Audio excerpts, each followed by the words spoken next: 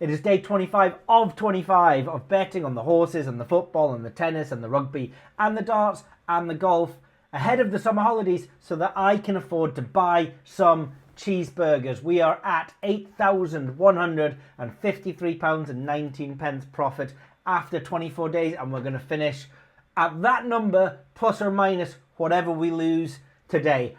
I'm going to say that we're going to be in a profit.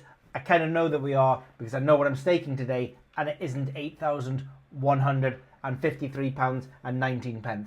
So we finished this series in profit. This series was meant to showcase not just the information, the trackers and the tools that we have at Bookie Bashing, but also what I bet on a day-to-day basis, the strategies that I use. Hopefully that can be helpful to you. I have genuinely made this money ahead of the summer holidays, and I am genuinely going to be spending it, maybe not all of it on cheeseburgers, but quite a lot of it on cheeseburgers.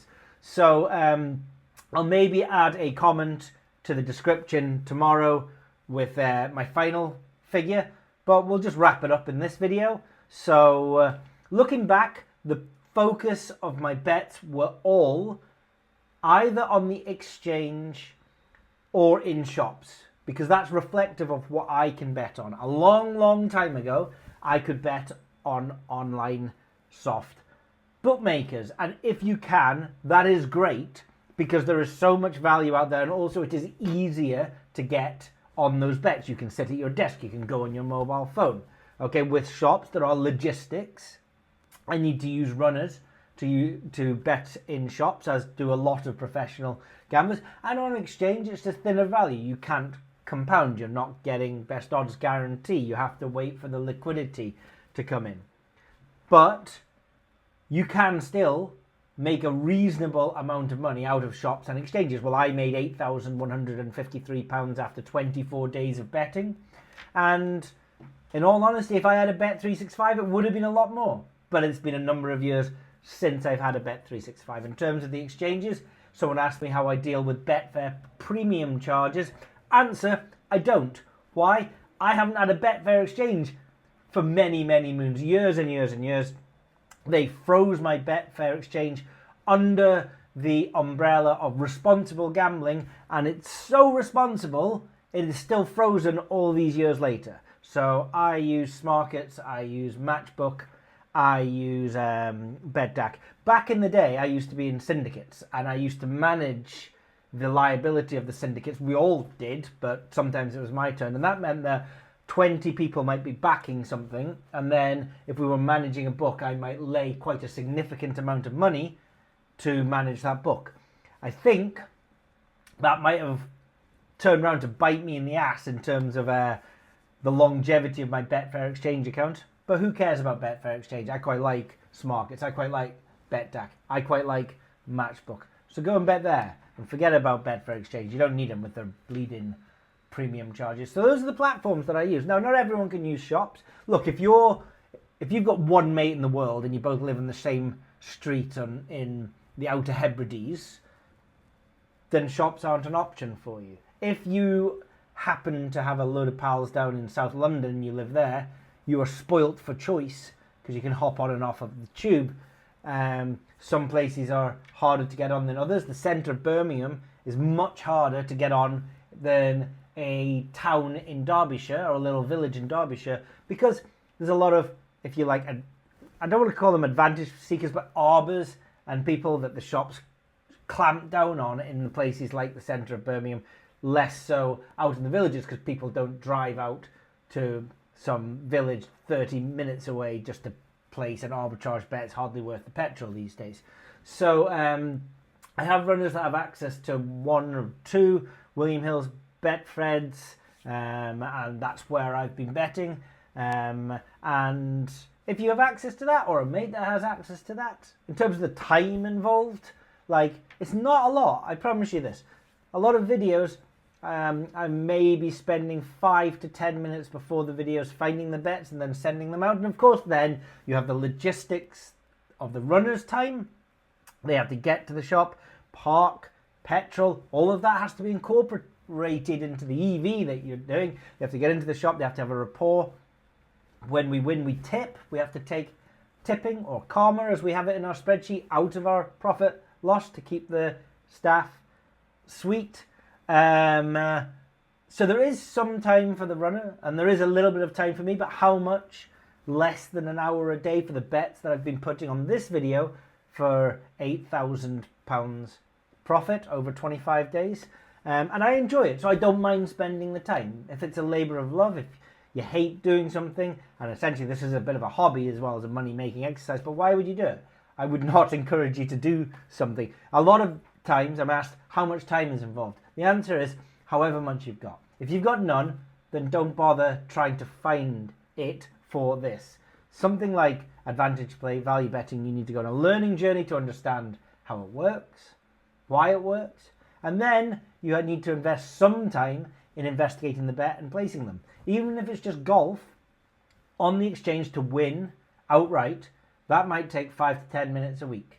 Now, I'd argue everybody has 5 to 10 minutes a week, but we all have that pal that says he simply doesn't have time. I'm not going to fight against it. I'm not your time manager. It's up to you for how much time you think you can expend. But in terms of me and these videos, 10 minutes, maybe at most 15 minutes per video before the video starts, finding the bets. And then if I do 2 videos a day, that could be 30 minutes. And then if there's team news, that's another 30 minutes because there was during the Euro. So now we're at an hour. Although I didn't include a lot of that in this video series. So maybe half an hour a day at most. A lot of the times it was 5 minutes a day. I did spend more than that because I do this professionally. I like the money and I like to be around at the edges and the angles. And I have to tell you, I did make more money than the bottom line of this video over those 24 days. It's just the bottom line of this video, the £8,153, is the bets that I said live on this video before the start of all of the events. How lucky did we get? Another comment is that we've ran hot and we've got lucky. So if we watch this, this is under tools at bookie bashing. It's a variance simulator. So we don't need to hypothesize or be subjective about how lucky we got. We can use mathematics because that's what we are. We are mathematicians. So let's look at this variance model. Under tools at bookie bashing, we have a variance model that will run some simulations of the 25 days to see how lucky we got, right? So I plugged in what I've logged in my sheet, the average odds being 9, the min and the max being about 1.8 and 40. There were more, higher and lower bets than that, but I've removed the tail, which is never too bad an idea in a Monte Carlo analysis like this.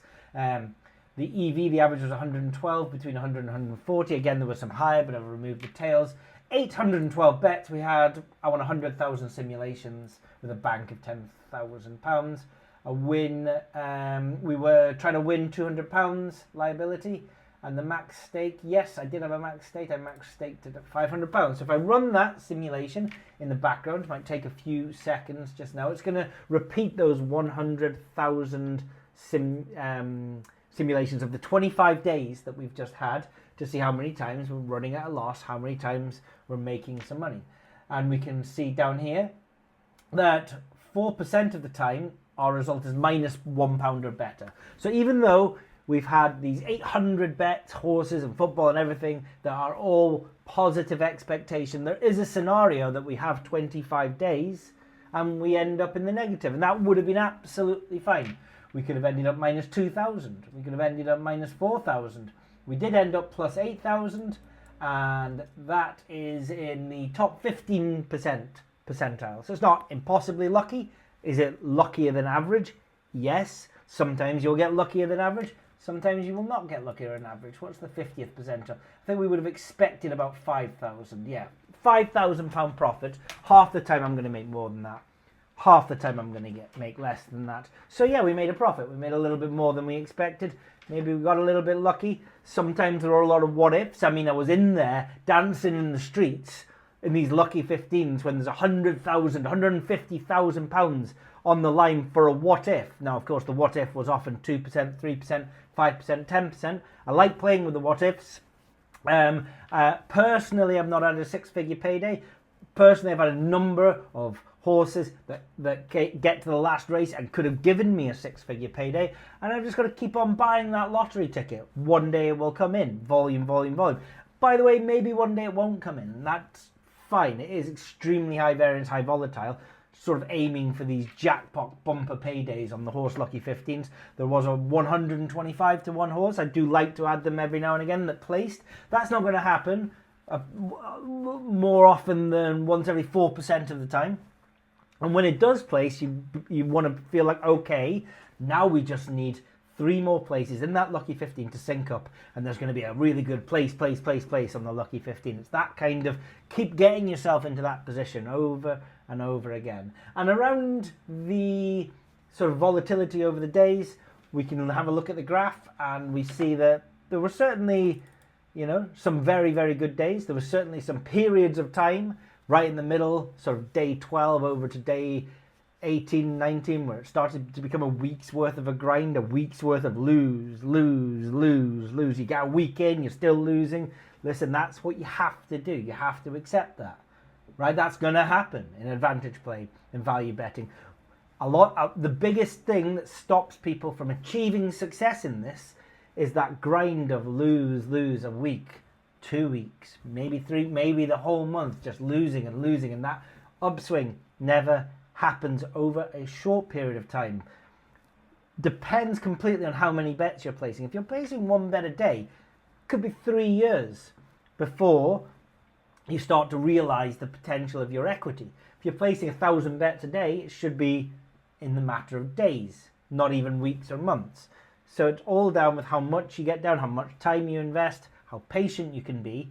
But when you're betting positive expectation bets, bear in mind you just have to hold on during those losing runs, during those break-even runs, because the heater always comes.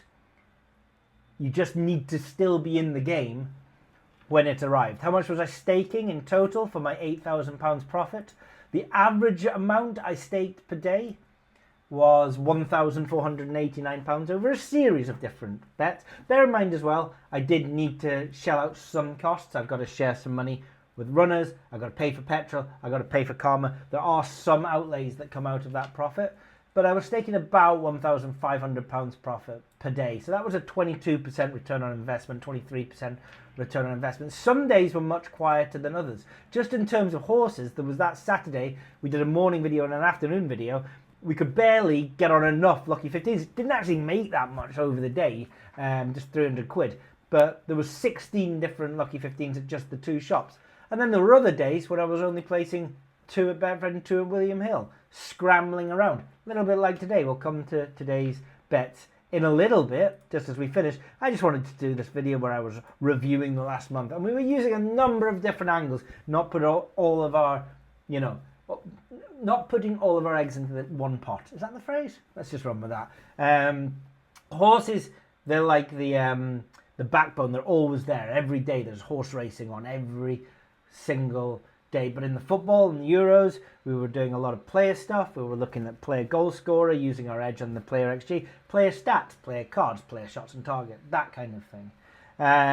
There's also game center, secondary market stuff, teams to win and both teams to score, goals in a half. Enhanced specials, particularly useful, where we're sort of maybe guessing a little bit more at the price, but we're getting a higher EV. It's very confident in betting. You can get higher EV with lower confidence, or you can get lower EV with higher confidence. What's your preference? Maybe it comes down to personal risk. Personally, I like to go for both, and that was happening with a lot of those enhanced specials. There's a lot of correlation in those enhanced specials that we're very much guessing with, as are the bookmakers, as is everybody, as is the layer, as is the market makers on the exchange. So don't worry that we're just doing a little bit of guesswork sometimes. We just got to be guessing more often right than wrong. We can guess right 900 times, guess wrong 100 times. We'll be fine. We'll be in profit there. I mean, the important thing is to give it a go, to give the modelling a go, to give the value betting on the exchange a go. And you don't have to be right every single time. If you need to be right every single time, you'll place 1 bet a year because you'll be 100% confident with it. And congratulations to you, you got that one right. And then it'll lose. And then you'll look back and go, oh, I only placed one bet this year. Compare yourself to the guy that wasn't so sure about the exact confidence of all of his mathematics and all of his bets, but he placed 10,000 bets that he thought were going to be plus EV over the year. Have a guess who's done better, Mr. Confident or Mr. Spraying bullets all over the wall. Okay? Finally, what I quite liked about the strategy that came about in the Euro final and the Copa America final, same day, is this approach where we can not just use the data. We can optimize, as the police goes by in the background, sorry about that, we can optimize. The police are not happy about this strategy, so let me just pause whilst they go past. Where we can optimize a strategy, and we optimize a strategy not just by blindly following the data and going, okay, this is higher than the odds I can get, or the odds I can get is higher than the fair odds, and so that's a back or a lay. Or start with forming an angle. So in the Euros final, I formed an angle that I thought cards would be the way forward. Now, I ended up actually making just a small amount. I got Harry Kane and nobody else. But I was super happy that I'd gone, I don't want action. I don't want Harry Kane to have a shot on target. I don't want lots and lots of goals. Now, there were 3 goals in the game, but there shouldn't have been. And there was a particular bet in the first half over 0.5 goals. I didn't want it. And I couldn't argue against the mathematics, and I shrugged my shoulders and I went for it, and I hated it and it lost, and I wish I hadn't taken it. Sometimes just because something's 110, 115% value doesn't mean you have to take it. Sometimes you can bet on something that's 101%, but you've formed an angle that's the approach that you want to do. And so I've got an idea of where to explore value. Very few goals in the Copa America final. Under 1.5 is what I want. So I can either look at betting 0-0, 0-1 or 1-1 and finding value in that, or under 1.5 goals. Now, I couldn't find massive amount of value in under 1.5 goals, but it was 101%. And because I've formed the angle and got the 101%, I'm happy to do it. So it's that approach of, this is the direction I want to look in, and I'll take thinner EV because I'm confident this direction is good, than this direction, which I'm not so sure about, and I'm not so confident about, but I can get higher EV. I'm going to go down this way because I trust my own instincts. Okay? So that was part of the strategy of selecting some of these bets. Because at Bookie Bashing, we have the databases, the tools, and the trackers. You could spend all day looking at so many markets you wouldn't have time to breathe. And sometimes it's just necessary to filter out a lot of the wider stuff and pinpoint and focus in on what it is that you're betting on. So today's bets, my last series of bets for this 25-day series, and then we'll be back in September where we may do it again. I don't know. I'm not going to think about it because I'm packing the car and the dog up and taking some time off. So today's bets in the horses, one on the exchange, Mr. Murphy, Weston Murphy to have 2+ winners at Bath. Backing that on the exchanges at 1.82. Didn't log what it should be, but I'm pretty sure it would have been 1.72 or lower. So I like that one. And then in the shops, 2 at Betfred. Oa Starlight 20-1, Warriors Dance, so far so good, and Paper Doll is the first. Eccentric, Grace Solution, Bobby Bennu and Lady Showtime is the second. And then some duplicates over at William Hill. Eccentric, who's 66-1 at both bookmakers, so good luck placing on that one. Warriors Dance, Nomenclature, and Powerful Response. And finally, Oa Starlight, so far so good. Charlie Darling, and the very last horse out of our 620 odd horses that we've had will be Paper Doll at 9-1, 4 places 1-5 in the 750 Killarney. And if you're wondering, my favourite horse name of today is Nomenclature in the 820 Killarney, 33-1, 4 places 1-5. So that horse will definitely place. Over in the darts, Radachki versus Gilding, over 6.5, 180s on the exchanges are back at 2.18. In Cross Searle, Cross to have the most 180s on the exchanges is a back at 2.38. And under 9.5 180s is a lay at 1.93. That's the equivalent of backing over 9.5 180s. Similarly, Smith versus Dobie, under 12.5180 is a delay at 1.85. So in other words, we want more than 12.5180s. And there is a enhanced special out there. It is Ratajski and Cross minus 2.5 at 4.7 on the exchanges. Our calculator here shows us 4.25 fair odds, so we will take that and party. At the EV that I was going to calculate there, and the keyboard didn't work. There we go, 110.1%. And the very last bet of this series, I had a thought. I am going to wrap up all bets today, and then I went, no, we're going to finish with one. We're just going to finish with one.